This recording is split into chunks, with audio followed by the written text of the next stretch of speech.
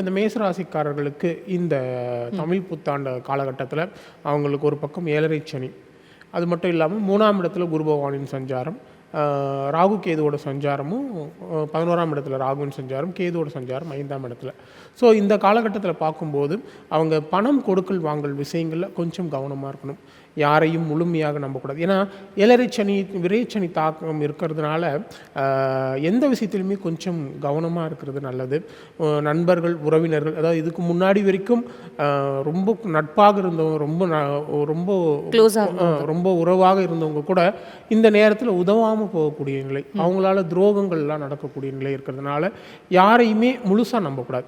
எந்த விஷயத்துலையுமே ரொம்ப பொறுமையாக இருக்கணும், நிதானமாக இருக்கணும். அதே மாதிரி உடல் ஆரோக்கியத்தில் கொஞ்சம் கவனமாக இருக்கணும்.